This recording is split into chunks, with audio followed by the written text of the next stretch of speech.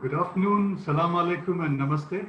It is my privilege to welcome you all to this inaugural edition of the Arabian Sea Dialogues being hosted by ORF's Mumbai chapter, an effort to revive Mumbai's centrality in the historic India-Gulf ties, which over a millennia have achieved renewed dynamism with new contours and linkages. The Indo-Gulf civilization relationship, predominantly signified by ancient maritime trading links, was further cemented during the 18th and the 19th centuries during the days of the Bombay Presidency. The port city of Bombay emerged as the strongest link between the two regions.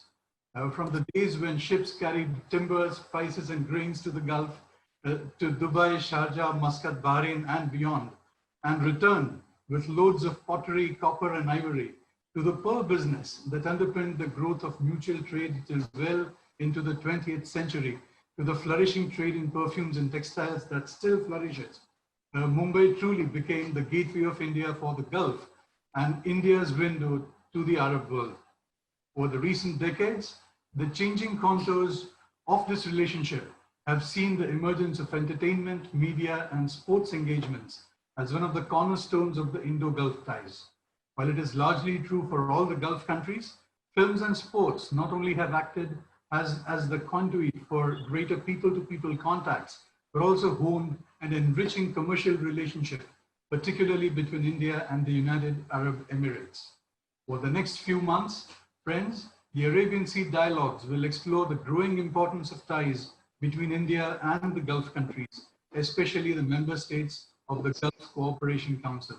The future discussions will evaluate the new challenges and shared solutions between India and the Gulf in the realms of important issues such as the fourth industrial revolution and artificial intelligence, financial markets, trade and investments, renewables, energy efficiency, and the changing nature of retail. And I think it is really important because in the post-COVID world, the way the world transacts is going to undergo some kind of a change. And it's going to really impact the way the world communicates, and especially India and its immediate neighborhood, how they interact.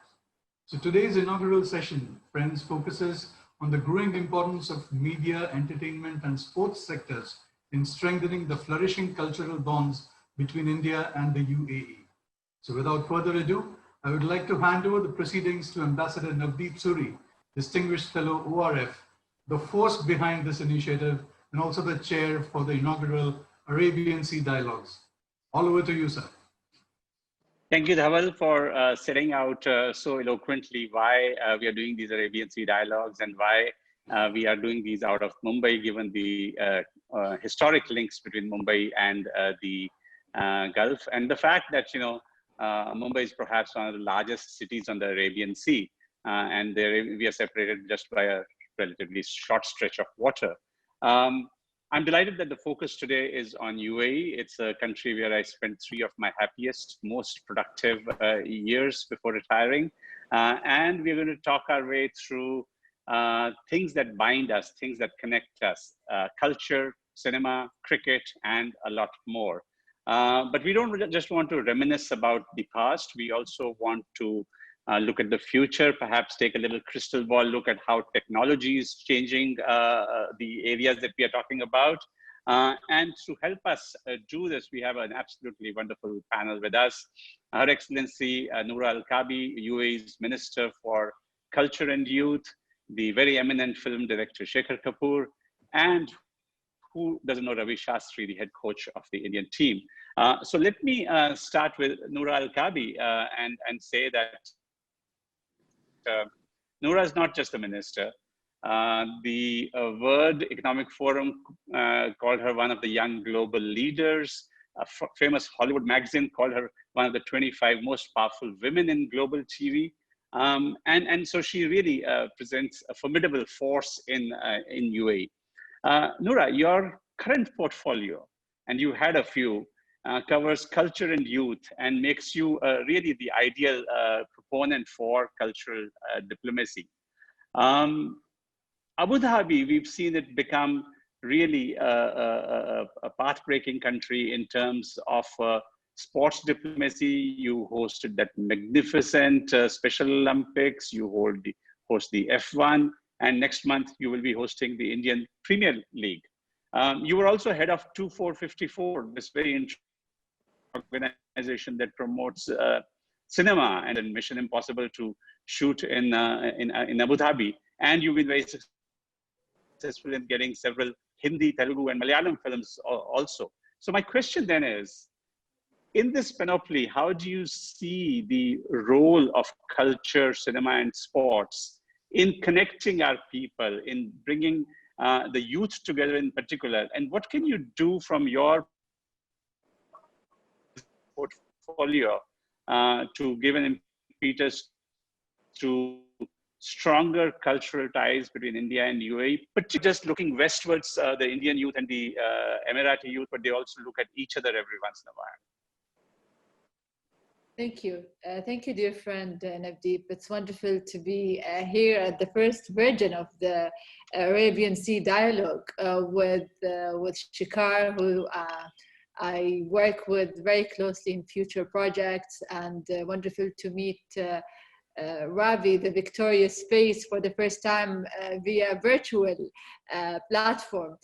Going back to your question, Navdeep, I grew up watching Bollywood movies. And I used to be, I'm a fan. I mean, I grew up being a fan, and I'm still a fan of Amitabh Bachchan. So for us, I mean, growing up and looking at the Bollywood and the Hollywood and such of a culture kind of dynamics when it comes to film and media did influence the way we understand the Indian culture. Yet, if we go back, let's say 4,000 years ago, there was already cultural links between India and this part of the world.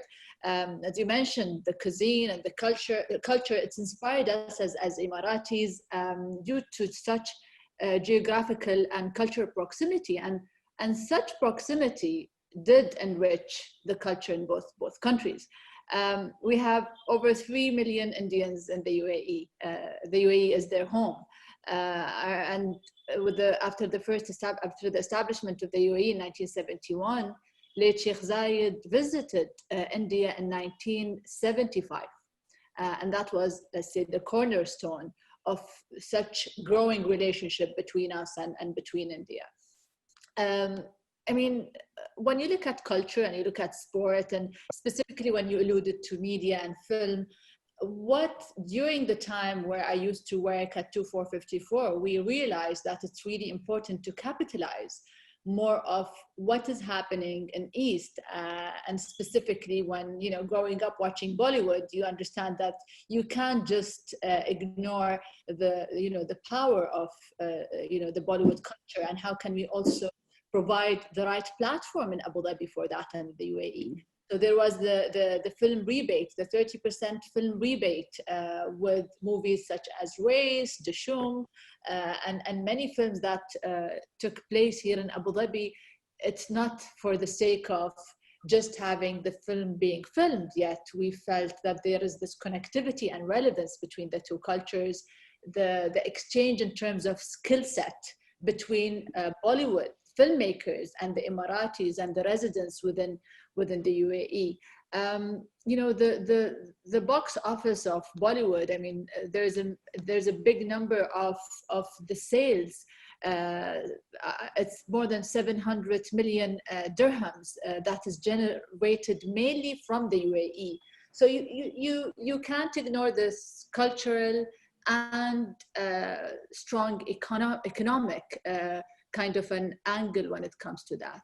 Navdeep, we worked together in an exhibition, the Zayed Gandhi exhibition. It was a very special exhibition of looking at two visionary leaders. I mean, those leaders, I mean, they share certain philosophy that is common between us in terms of coexistence and tolerance in a different time and a different geography, yet that connects us as two nations. I think that is in a nutshell, from a historical perspective, film perspective, cultural perspective, of how UAE and India is very much bound together. Thank you, Noura, and thanks for reminding me of that wonderful exhibition that, in fact, you and your team put together for the centenary of Sheikh Zayed and 150 years of Mahatma Gandhi. In a sense, when you spoke about your love for Bollywood, you preempted my next question because the question is to Shekhar that. Over the years, especially the time that I spent in Egypt and in UAE, what I find is that women tend to be more attracted towards Bollywood than men do, disproportionately. And so in my travels through the Arab world and elsewhere, I often hear of Amitabh Bachchan and Shah Rukh Khan and Salman Khan. And as a diplomat, I've shamelessly used the soft power of Bollywood to India's advantage. And I often feel that they are much bigger ambassadors than we can be at a very popular level. And Shekhar, you've had the distinction remarkably of being one of the few persons who's straddled Hollywood and Bollywood. And tell me, what does it take to tell stories to such different audiences and so stories that are so different? You've done something like a period drama in Elizabeth and its sequel, and you've done a cult film like Mr. India. You've done a serious dark film like Bandit Queen, and you've done something sensitive and touching like Masoom. How do you reach out to those very different themes? So I'm not just every filmmaker, every artist is different people at different times. So in Bandit Queen, I try and be every character that I portray. So and I've mostly made films about women, because I find the feminine, which is in all of us, so the masculine and feminine, I find the feminine more interesting to portray on screen, because the masculine is, when there's a problem, you hit your way out. Violence is the absolute essence of what film drama has been about when you look at it from a male's point of view. But from a feminine point of view, the resolution is far more complex. When you're faced with issues, the resolution is far more complex. So I was Pulandevi in Bandit Queen. I was Elizabeth when I was shooting that film. In Mr. India, I was this 11-year-old kid that I used to talk to. There was a mini-me right there. And I used to say, "Is that shot okay?" And the mini-me would say, "It's very boring. You're too old." Oh my God. I would redo the shot. I was practically talking to a mini-me, an 11-year-old constantly sitting there. So artists become different people when they attack different subjects. And for me, film is interesting because art is about discovering yourself. And I'm not the same person I was 20 years ago. I have to rediscover myself. Who am I at 20 years later? So 20 years later, who am I? I discovered through making another film. That's fascinating. The art of storytelling to different audiences. Is that very different for you? Is there a big difference between doing a Hollywood film and a Bollywood film? The politics of filmmaking are different. But from the time I say action and cut, it's just what you do, After cut, the politics are different. I often say it's like making a film and both these things are exciting. It's like going to Chor Bazaar. You don't quite know what you're getting. You're buying things here, you're buying things here, you're putting it together. It's Ravi when he's doing his cricket and there's in a match, like something here, it's chaotic. And you put together a bit of chaos. And out of the chaos arises a lot of creativity. In Hollywood, sometimes it's a little bit like going to the supermarket, you know exactly where this is, exactly where this is. You pick up things, the price is the same, the products are the same. And so sometimes I really miss the chaos of going to the thieves market, the Chor Bazaar, and coming out very creative. And I'm sure Ravi will talk about that. And sometimes I get bored with how it goes in Hollywood, and it gets too linear. And storytelling and art comes from a source of absolute chaos that is inside you. And you want to keep encouraging it and then keep drawing out of it. So a combination of both. Thanks. And Ravi, just to bring you into the conversation, you made that transition from being a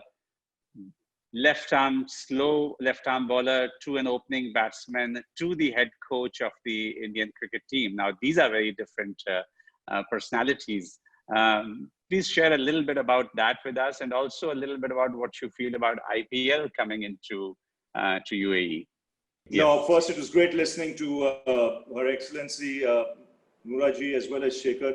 And I agree with Shekhar on one aspect that, we are missing the chaos. In this COVID times, every Indian, has chaos in his system, whether you like it or not. And, it's such calm pastures at the moment, with this COVID thing happening. I think once this IPL, starts in the UAE, you'll see that chaos back again, which is much needed. Now, my transition from a player to a broadcaster to a coach, I think it just comes with exposure. You got to be passionate in what you do. One thing common there is cricket, and I'm passionate about the game, more than anything else. And, I thank my lucky stars that, I haven't had to look outside to do anything different, but being part of my sport. Which brings me now to, the IPL and the relationship between India and the UAE. I think it's on a very, very firm footing at the moment. I think a great gesture by the Indian government to, take the cricket to the UAE and the UAE government in responding. I remember 2014 when the IPL came there. I think His Excellency Sheikh Nayan, he didn't leave one stone unturned. He ensured that it was a top-class IPL.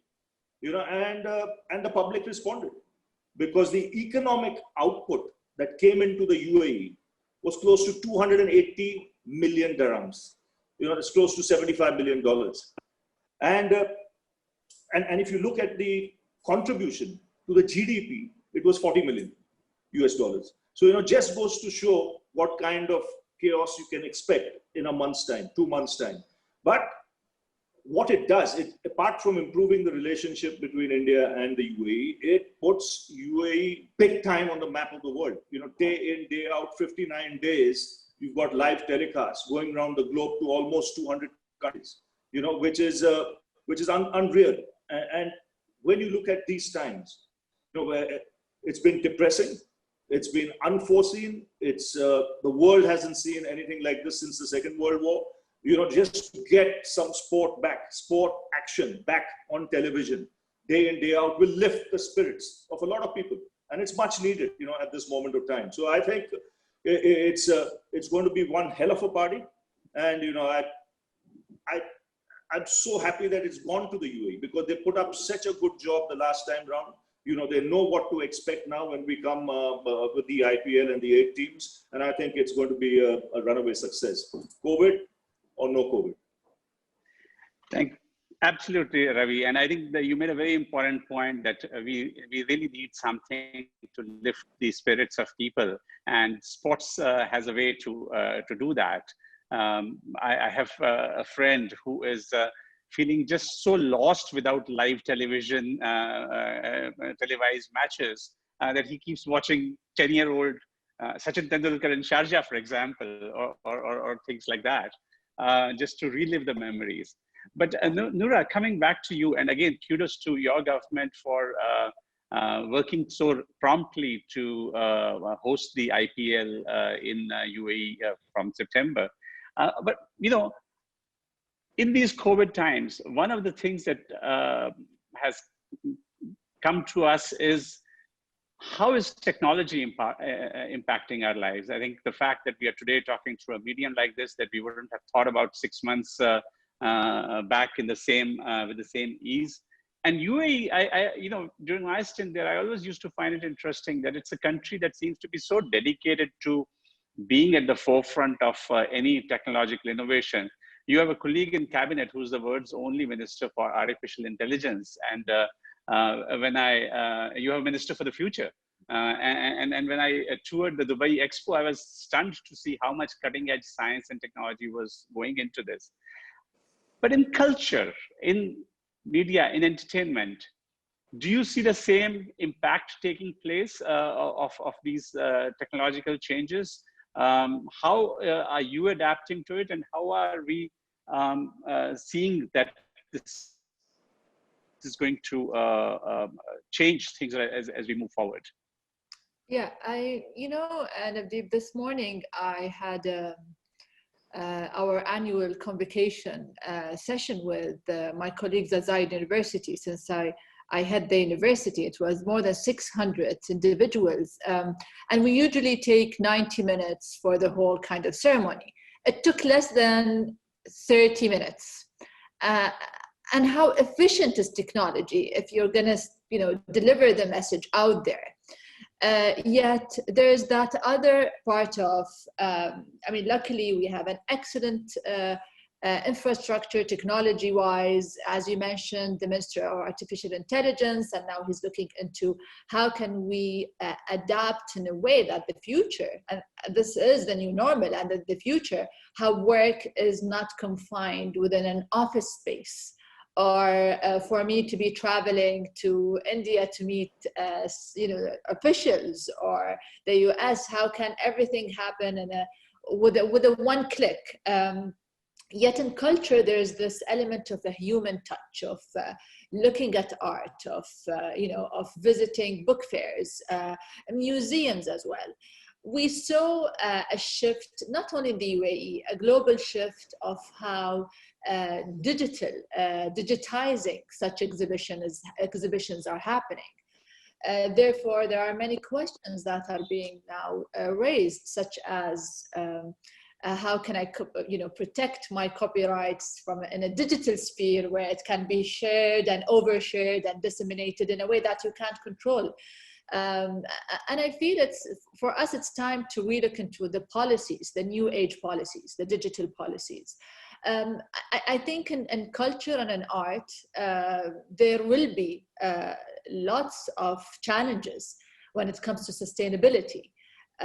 Sustaining a museum or sustaining a gallery, and getting us afloat for the next few years or now. And here are we with the global community when it comes to that. Looking at better policies when it comes to the digital rights, working very closely with artists, looking at which genres and the creative industry is affected. Let's talk about filming, the film rebate. We're not having crews so far filming in Abu Dhabi to COVID. As Ravi mentioned, sports have a multiplier effect when it comes to the presence of having cricket and in the UAE. The same goes to movie making. So what is the alternative? The alternative is to look how we sustain jobs, how jobs should be transformed, how again at the same time we as a government who are responsible for the creative industry, and how competitive it should look, of how we can support artists, how can we understand their needs, how can we provide a relief fund. We did have 2 rounds in the UAE to artists. We understood from a diagnostic perspective who are in a threat, who are their businesses got stopped because of the situation, and therefore how can we get in and support them, and hopefully within the next, let's say, end of this year, things will pick up. And again, for us, we treat it a day by day. So, I mean, in a nutshell, it's looking at all of our policies, the way we do the work, and it might sound a cliche, but what makes sense. And I think we should go back and focus on basics and what makes sense. Absolutely. And I want to tell our audience that you have an opportunity to make some more sense of this conversation by posting your questions. And we'll try to take 3 or 4 of those questions once we finish. But Shekhar, you wear a secret hat that many people are not aware of. And that is that you're also on the international advisory board of the Dubai Expo 2020. And also on the technology side, you do things like lecturing at MIT and workshops at MIT and so on. So let me start with the Dubai Expo. You're trying to get Rahman, my favorite music composer, to set up a studio in the Dubai Expo. Tell me what's going on. What's the objective? What do you expect will emerge out of it? And then, of course, tell us a little bit about technology in your field of work. Okay. So the Dubai Expo expo, when I came on and people said, well, why are you joining the board? It was an honor to be invited to the advisory board, international advisory board. But also Dubai Expo has two parts. It has the expo, right? And then it has a fallout from the expo, right? What we call the legendary things. Now, bringing Rahman to Expo is the idea of creating a studio that he will kick off, and a studio where musicians from the whole area, you know, not only from UAE, but from Egypt and all the surrounding areas, can come and explore, and creating a women's orchestra that, like, you know, how these, you know, the Sydney Opera House houses opera from Sydney. We thought that it would be a good idea to create something, you know, constantly at the expo, go on creating things that will survive for a long time. So it was not just the expo, it's nation building, you know, it's idea building, it's ideas that will go into the future. And that's why when you came to the expo, we showed you so many other things that are happening about how the future will look like.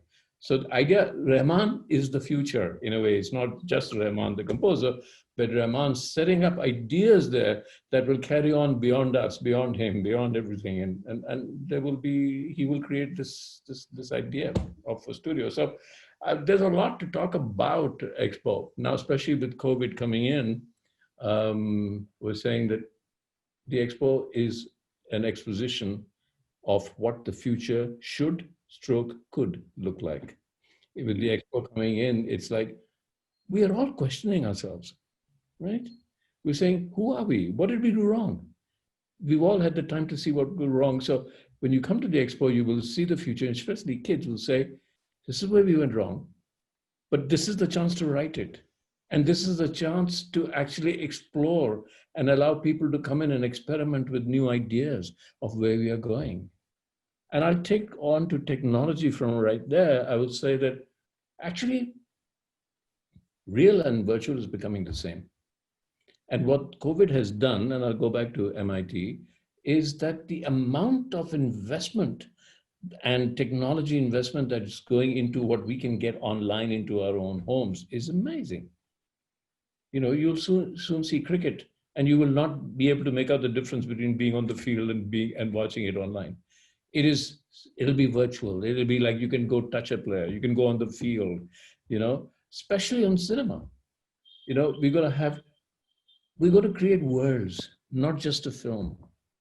We can create worlds in which you are invited with AI. We create a world in which you are invited, you walk in, and you start telling your own story within that world. So people can actually, audiences can follow the story everybody else created. So you just become, like in a rainforest, you just become the seed. And other people come and create a rainforest. So online experiences are now going to be like a rainforest with everybody coming in and telling their own story. We have a great story in India, which everybody tells us, Mahabharata. Here's my question. Before the Gutenberg press came, there were thousands and thousands of people narrating the Mahabharata. I can promise you each one was different. Each one was a seed and a story told and a story told and a story told. Then the Gutenberg press came, the technology came, you wanted to publish it, and so the 3X structure came.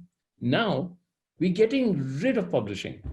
It's open source. And not only open source, as Noora talked about IP, but if you can own the seed and make it open source, then the world can come in and contribute to those stories, to those visuals, to those worlds. What an exciting time we're heading to. Amazing time. That's absolutely fascinating, Shekhar.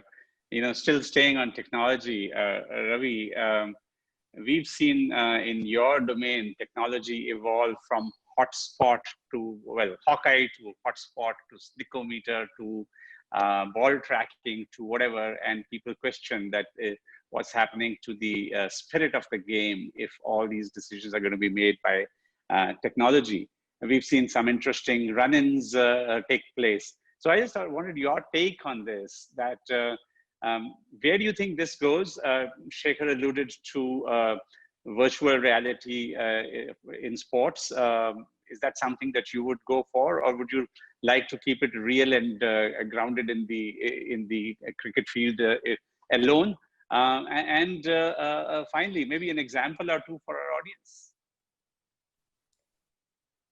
I mean, I personally think the thrill a live, the thrill of a live sport is something that we miss, even if I'm not, I don't go that much to watch live sports.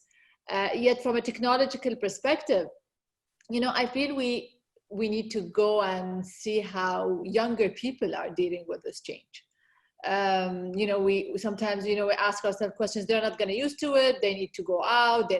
But what we're seeing, and myself, being, looking at my niece and nephews, they're just enjoying adapting this kind of a small screen, whatever the size of it. Therefore, the future might be maybe moving towards more of a virtual reality that makes individuals feel that they're within the space itself and experiencing that thrill. Yet, I think the question is how, for us right now, and as Shikar mentioned, there are those ideas. There's this kind of exchange or addition or enrichment of content. Maybe it will be the same. I mean, with our virtual sessions, we're just, flying through different places, different audience are joining us from different also countries and continents. So I think it's there is a potential, yet how will it look like if it's going to be digital?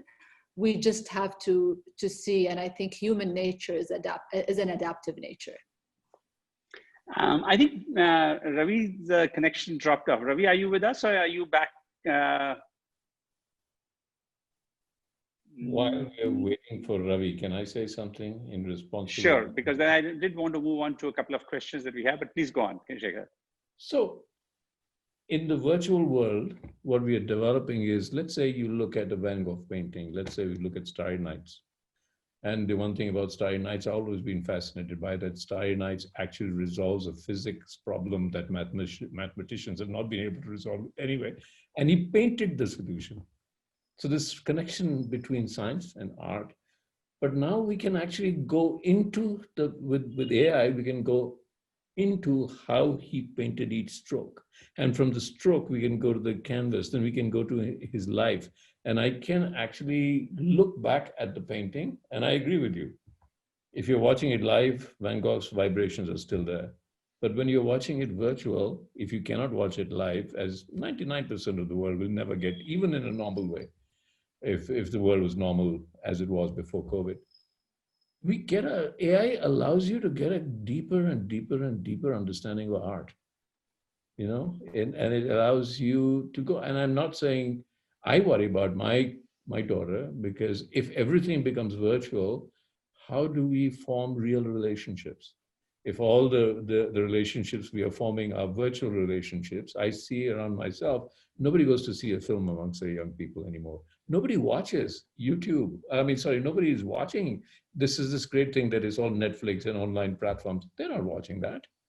95% of viewership in this world is YouTube, TikTok, and gaming.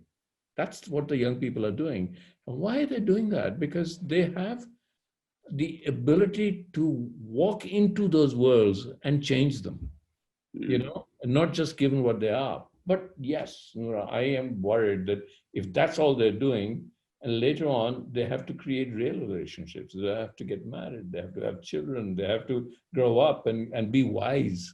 I think the one thing that AI is not going to give us yet, I don't know how to do that, is to give us wisdom. Wisdom can only come through human interaction so far, but we'll see. We'll see. Great. And Noura, we've got questions coming in, and unsurprising perhaps, but the first couple of questions are for you. There's one from Saili in Mumbai, which says that UAE ranks first on female parliamentary representation index, and you've also got several outstanding women in the cabinet. Where is this coming from? UAE's push towards gender empowerment, towards creating this space, and are there lessons for India in this? Well, I think it all comes from the picture of the man behind me. The late Sheikh Zayed, when he announced the inception of this country, it was mentioned in his first speech that for him it's crucial and it's important that nothing hinders women progress and whatever she would like to contribute in terms of in society, if it's work or it's her personal kind of route.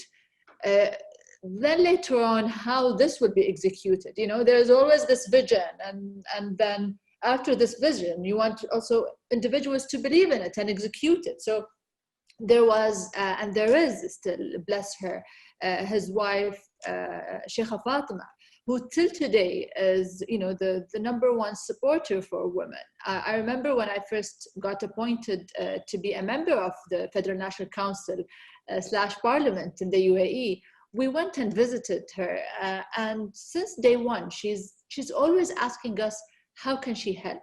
How can she make it better? So making sure that women are on the table because they're competent enough. There's this merit.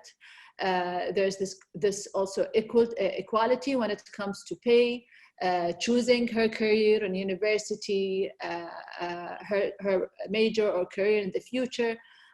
That by itself was progressed the same way. It got progressed even for our, for the males in the UAE. So it was kind of a beautiful, and it's still a beautiful open field to everyone.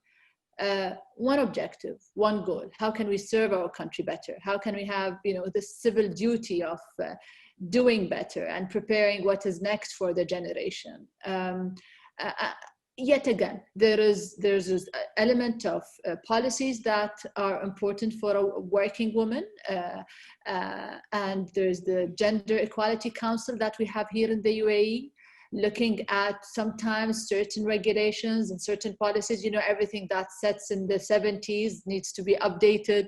So you have also a team that looks into that, and you have a leadership that's always pushing for it to be better.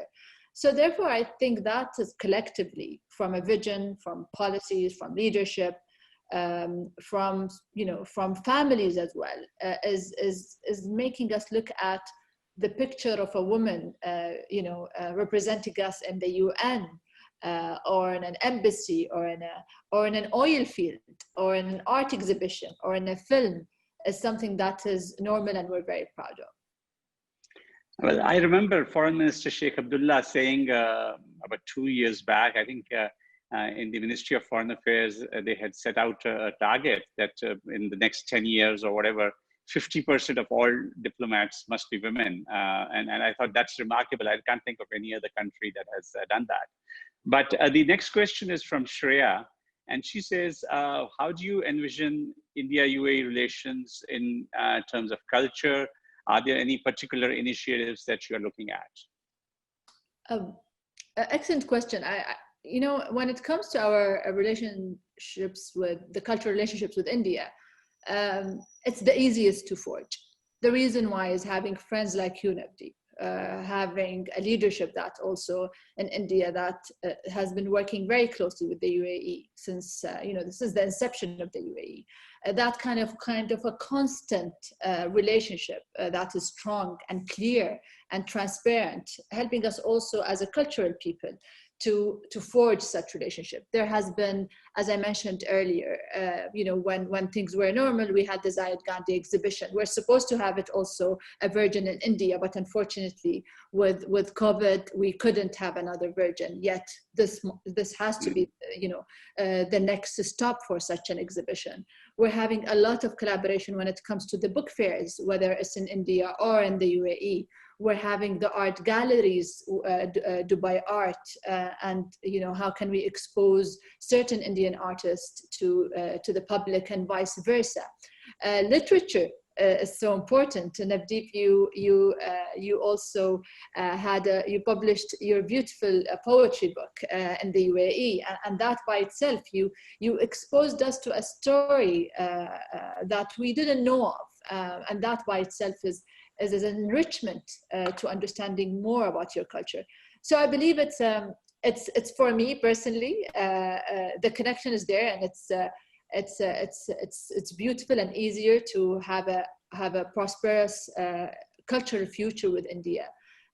when things get better, and we're always connected. I mean, growing up watching Amita Bachcha, I mean, it's just it's already there. I mean, so and we're having last year Salman Khan in Abu Dhabi and filming in Abu Dhabi, and having Shikar also helping us with many projects. So it's the list is already long, but we intend to continue working on it.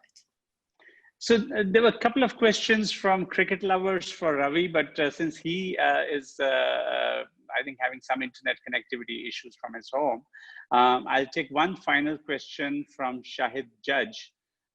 This is again for Noura. It says, Your Excellency, along with IPL, the UAE has also provided an opportunity to Indian swimmers to start training, which they weren't allowed to do in India due to safety concerns.